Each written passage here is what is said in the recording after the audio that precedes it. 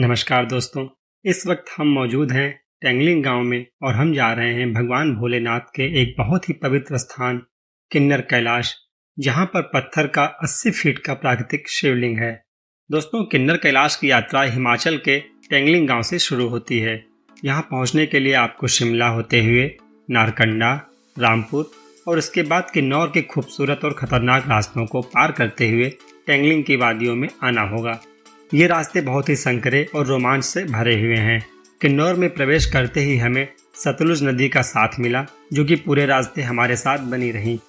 दोस्तों, 7000 फीट की हाइट पर बसा टेंगलिंग गांव बहुत ही सुंदर, हरा भरा और साफ सुथरा है। यहाँ आपको हर तरफ सेब के बाग ही बाग दिखाई देंगे। यहाँ के सेब दुनिया भर में बहुत ही ज़्यादा फेमस हैं।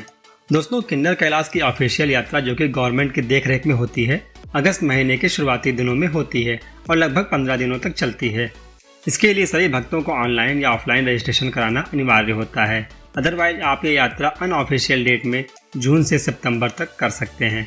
मैंने ये यात्रा ऑफिशियल डेट में की क्योंकि इस टाइम थोड़ी बहुत गवर्नमेंट सुविधाएं मिल जाती हैं और अगर कोई मेडिकल इमरजेंसी हो जाती है तो मेडिकल सुविधा भी टाइम से मिल जाती है। टेंगलिंग गाँव में थोड़ा ऊपर जाने पर प्राथमिक चिकित्सा केंद्र है, जहां पर ऑफिशियल डेट वाली यात्रा के दौरान किन्नर कैलाश जाने वाले सभी यात्रियों का मेडिकल चेकअप होता है।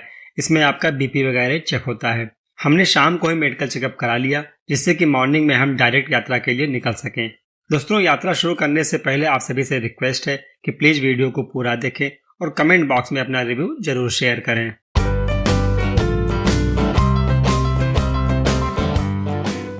दोस्तों, 2 अगस्त की सुबह 8 बजे हम ट्रक के लिए पूरी तरह रेडी थे। हमारा रजिस्ट्रेशन और मेडिकल चेकअप दोनों कंप्लीट था। टेंगलिंग गांव की खूबसूरत पगडंडियां और हरे भरे सेब के बगीचों के बीच चलते हुए हमने अपनी यात्रा स्टार्ट कर दी। थोड़ी दूर चलने पर हमें यात्रा रजिस्ट्रेशन कैंप मिला, जहां एक डेस्क पर ऑनलाइन रजिस्ट्रेशन चेक किया जा रहा था और दूसरी डेस्क पर गाँव की पंचायत सभी यात्रियों से 100 रुपये गाँव की साफ सफाई और मेंटेनेंस के लिए ले रही थी। यहाँ पर सभी यात्रियों को 2 से 3 घंटे लग जा रहे थे, क्योंकि यहाँ का प्रोसेस बहुत ही स्लो था। हम 9 बजे रजिस्ट्रेशन कैंप पर पहुंचे थे और जब यहाँ से आगे बढ़े तो 11:15 हो रहा था। खैर, आज हमें टेंगलिंग गांव से गणेश पार्क तक जाना था, जो कि 8 से 9 किलोमीटर की दूरी पर था। जैसे जैसे हम आगे बढ़े, टेंगलिंग गांव के हरे भरे बगीचे और पुराने खूबसूरत घर पीछे छूटने लगे। हालांकि 1 किलोमीटर आगे आने पर भी हमें कुछ घर मिल रहे थे, जिसमें छोटी मोटी दुकानें थीं, जहां आप चाय, मैगी, चिप्स वगैरह ले सकते हैं। लगभग 2 किलोमीटर चलने के बाद हमें सपना जी का ढाबा मिला, जो कि टेंगलिंग गांव से गणेश पार्क जाने के रास्ते में आखिरी ढाबा है।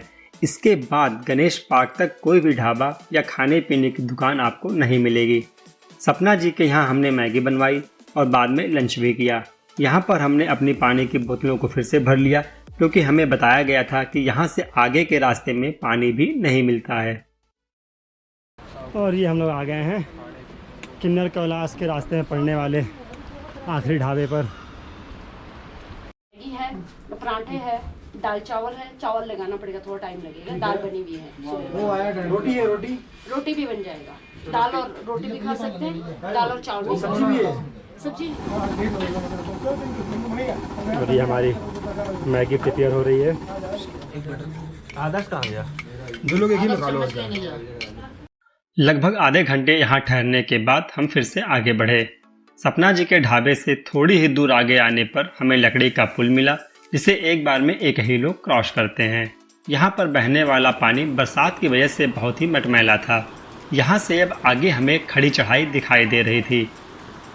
किन्नर कैलाश की चढ़ाई काफ़ी खड़ी है, तो आप देख सकते हैं पीछे ये रास्ता है पूरा खड़ी चढ़ाई का। यहाँ से पूरा नीचे से जहाँ पे हमने पेड़ वाला ब्रिज क्रॉस किया है, वहाँ से पूरी खड़ी चढ़ाई है। बारिश न होने की वजह से यहाँ मिट्टी रूखी और बहुत ही सूखी थी। ऊपर अच्छी खासी धूप खिली हुई थी, लेकिन बड़े बड़े ऊंचे पेड़ों की नर्म छांव में हम आगे बढ़े चले जा रहे थे। चीड़ के पेड़ हैं इतने ऊंचे।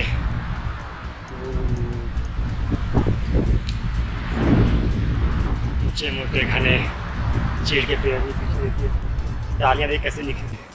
4 ग्रुप को पीछे छोड़ दिया है।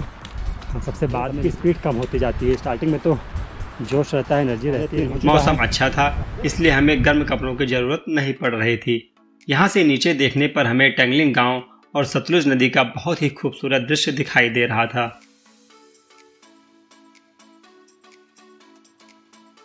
थोड़ा और आगे चलने पर हमारी आशा के विपरीत हमें यहाँ पर पानी की टंकी मिली, जिसमें पाइप से लगातार पानी आ रहा था और अपनी अपनी बोतलें भरकर आगे बढ़े। ये काम अच्छा किया है कि आपका एटलीस्ट पानी मिल रहा है। देखिए नीचे से आ रहे हैं चढ़ाई से चलते हुए, पूरा रास्ता चढ़ाई है। ऐसे देखिए कैसे खड़ी चढ़ाई है एकदम, कैसे चढ़ के आना पड़ रहा है।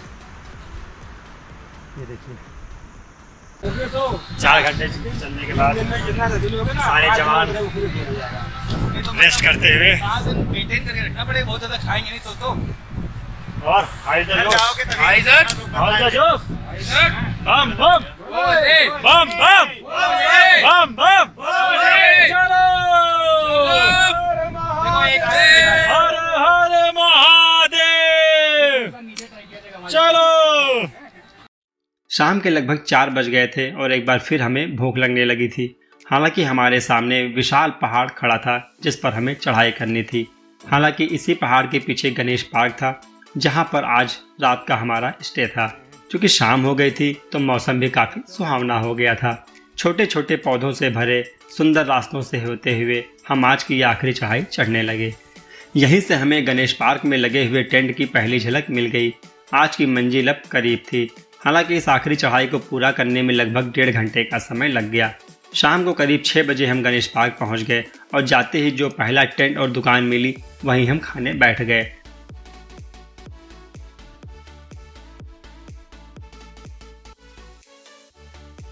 खा पीकर हमने अपने चारों ओर देखा और एक बहुत ही खूबसूरत बुग्याल नुमा गणेश पार्क मन को पहली ही नज़र में भा गया।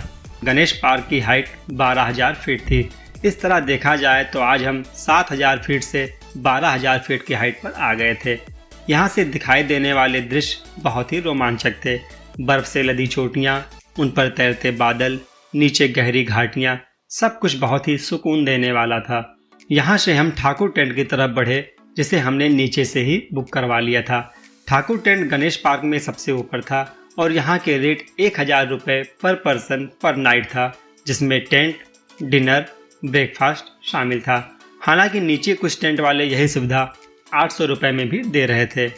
खैर हमने ठाकुर टेंट में ही स्टे किया। रात को डिनर में हमें दाल चावल मिला जो कि एवरेज खाना था। हालांकि हमें इतनी हाइट पर आकर बहुत टेस्टी खाने की उम्मीद भी नहीं करनी चाहिए।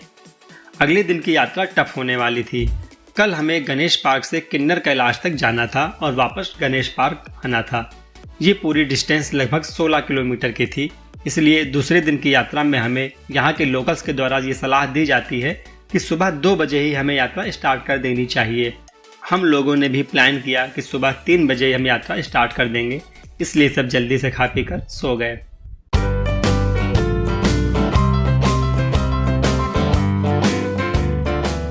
आज 3 अगस्त है और अभी सुबह के 4 बजे हैं। हम सब किन्नर कैलाश के दर्शन के लिए रेडी हो चुके हैं।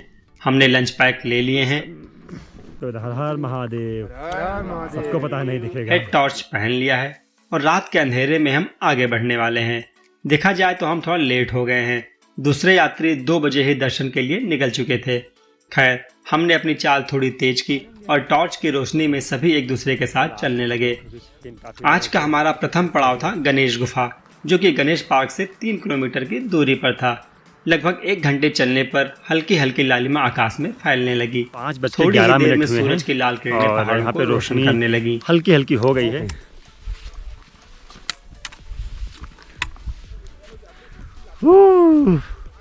वो चल लेंगे भैया, हेल्दी हैं। अरे बड़ा सुंदर व्यू आ रहा है आप लोगों का। बम बोले हर हर महादेव। हर हर महादेव।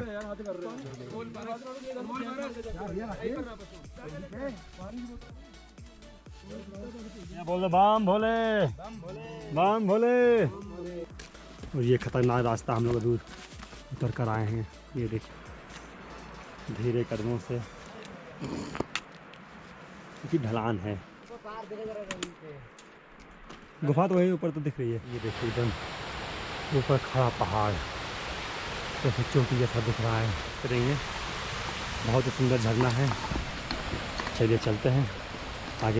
पहले 2 किलोमीटर की चढ़ाई के बाद लगभग 1 किलोमीटर की ढलान पर उतरने के बाद हमें एक झरना मिला जिसे गणेश नाला भी कहा जाता है। यहाँ पर हमने पानी पिया और अपनी बोतल भरी।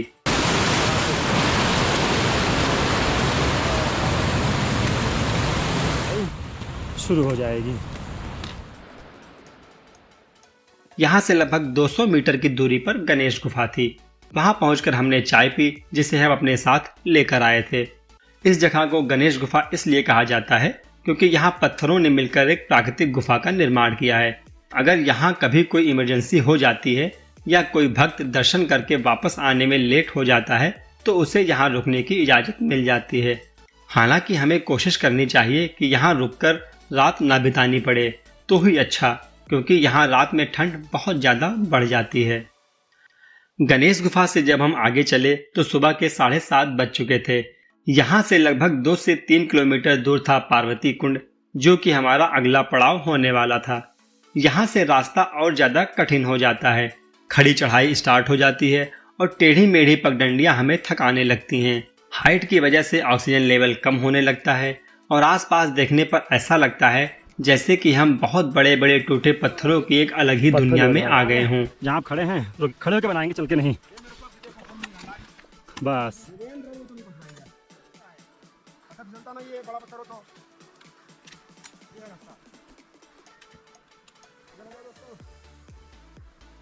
ये पूरे पत्थर पे, इसलिए बहुत बेहतर है।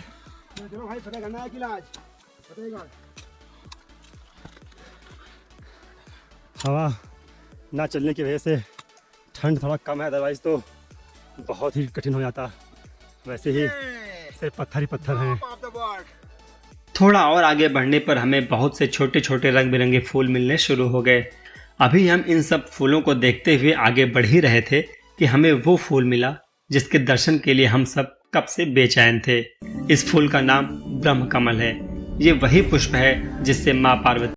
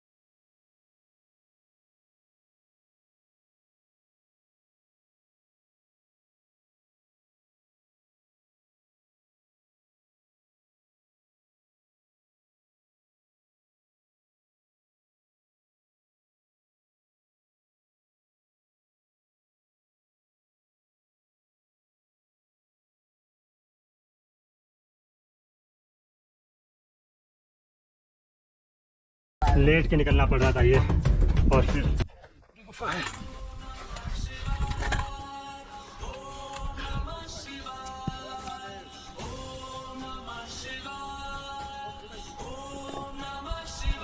के सामने ये हैं किन्नर कैलाश बाबा, ठीक सामने।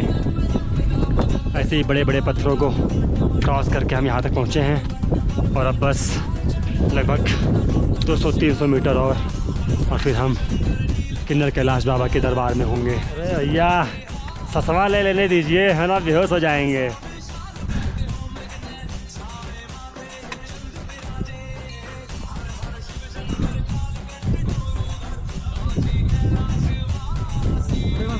हाँ, ये सब हो जाएगा। चलो चलो चलो चलो, भोले बाबा लेकर आए हैं, सब करेंगे, लेकिन भाई टफ तो है। अरे महाराज, कैमरे ने खेला बिगाड़ दिया। लगभग 1.5 घंटे की कठिन थका देने वाली चढ़ाई के बाद किन्नर कैलाश पर स्थित 80 फीट ऊंचा शिवलिंग हमारे सामने था, और हम सब इसके आगे नतमस्तक थे। हमारे मस्तक भगवान शिव की श्रद्धा में झुके हुए और आंखें खुशी से नम थीं। हमने कई पलों तक इस 80 फीट ऊंचे शिवलिंग को निहारा और मन ही मन बारंबार इसे प्रणाम किया। जब हम यहाँ आए तब मौसम बिल्कुल साफ था, लेकिन जैसे जैसे टाइम बीतता गया यहाँ का मौसम खराब होने लगा। बादलों में सब धुंधला होने लगा, तेज हवाएं चलने लगी। इसीलिए यहाँ आने वाले सभी शिव भक्तों को कोशिश करनी चाहिए कि वो 12 बजे तक शिवलिंग के दर्शन कर लें, क्योंकि 12 बजे के बाद आप जितना लेट करेंगे मौसम उतना ही खराब होता जाएगा। लगभग 20,000 फीट की हाइट पर विराजमान ये शिवलिंग दिन में कई बार अपने रंग बदलता है।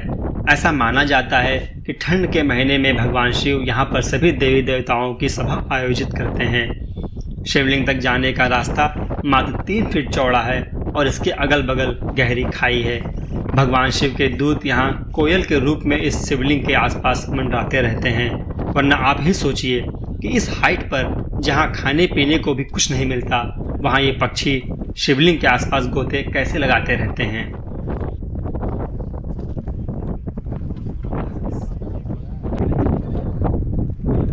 ये देखिए,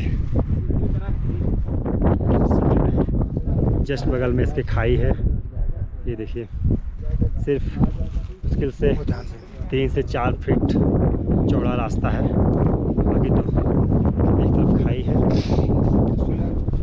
जस्ट रास्ते की साइड पूरी खाई है। ये देखिए,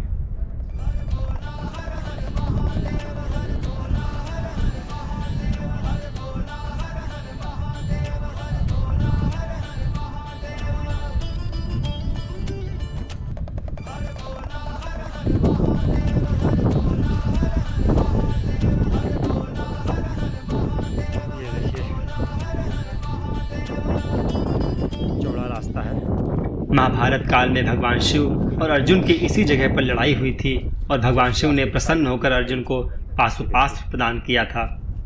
शिवलिंग रूपी भगवान शिव के दर्शन करने के बाद हमने वहां पर फैले प्लास्टिक और कूड़े कचरे को इकट्ठा किया और अपने बैग में डाल लिया। इस वीडियो को देखने वाले सभी भक्तों से मैं ये निवेदन कर रहा हूँ कि प्लीज़ हिमालय को साफ सुथरा रखें और वहाँ प्लास्टिक वगैरह लेकर ना जाएं। लगभग 1 बजे हम वापस जाने के लिए एक बार फिर बड़े बड़े पत्थरों पर उतरने लगे। उतरते हुए हमारा शरीर बुरी तरह थक चुका था। ऑक्सीजन की कमी से बहुत तेज सरदर्द भी शुरू हो गया था। पार्वती कुंड पहुँचते पहुँचते हमारी चाल बहुत धीमी हो गई और ऐसा लगने लगा जैसे रास्ता कट ही ना रहा हो। खैर, किसी तरह धीरे धीरे चलते हुए हम शाम को 7 बजे वापस गणेश पार्क पहुँच गए, जहाँ हमने तुरंत डिनर किया और पैरासीटामोल खाकर सो गए।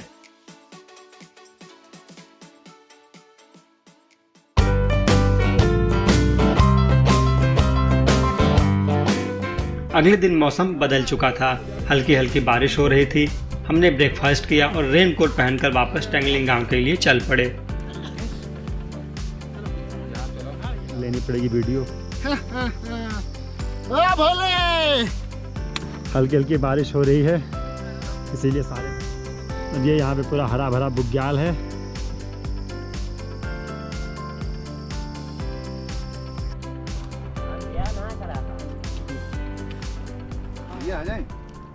बम बम भोले महादेव। और शाम को लगभग 4 बजे हम टैंगलिंग गांव पहुंच गए और फिर वहां से अपने ट्रैवलर से घूमने और पिज़्ज़ा खाने 10 किलोमीटर दूर रेकांगपिओ चले गए।